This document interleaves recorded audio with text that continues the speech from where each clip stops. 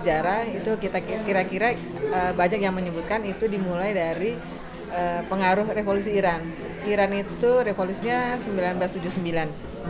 Nah, di Indonesia kira-kira masuk tahun 80-an lah gitu kan.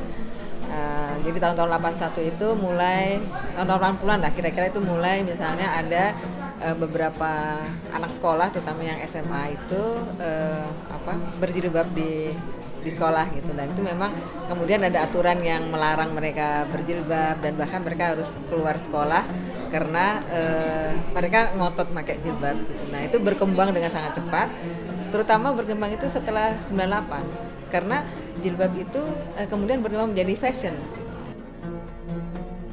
Mungkin saya belum bisa jawab karena belum punya datanya, tapi dari beberapa diskusi itu ada yang mengatakan bahwa ini tuh memang sekarang ya, itu memang perkembangan dari kelas menengah gitu.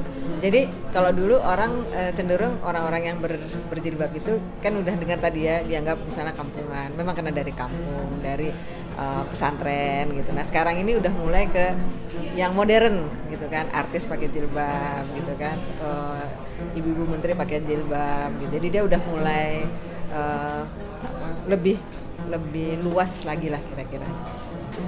Kalau menurut saya hijab itu sesuai dengan tadi pengertiannya ya, itu tuh untuk menutupi atau menghalangi. Jadi kalau dalam konteks pakaian, hijab itu mungkin identik dengan kerudung beserta pakaian yang lainnya seperti baju yang sifatnya menutupi atau menghalangi bagian tubuh yang tidak bisa dilihat lagi sama orang, seperti itu. Pada awalnya menurut saya mungkin semua orang untuk melakukan suatu perubahan dari nggak pakai jilbab ke pakai jilbab itu kan suatu hal yang besar ya, dan itu pasti banyak pertimbangan, banyak hal yang positif dan negatif saat itu yang dipikirkan. Namun kalau saya pribadi kenapa akhirnya memutuskan, karena akhirnya saya merasa bahwa hijab itu adalah yang saya butuhkan, seperti itu. Merasa ada panggilan aja gitu ya, merasa ada panggilan. Oh iya, orang yang berjiwa begitu anggunnya, begitu nyaman, teduh dilihatnya gitu ya, sehingga ada satu keinginan coba-coba pada saat itu.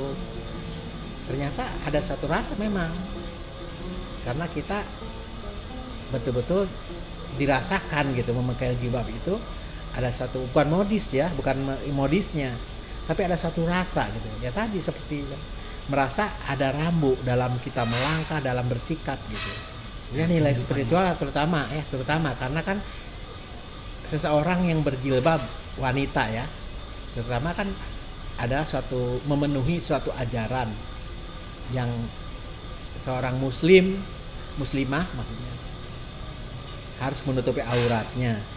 Walaupun ya dalam hal ini ya saya juga ke arah sana, walaupun menyadari diri ini siapa, tapi toh hidup saya itu sudah merasa seutuhnya perempuan.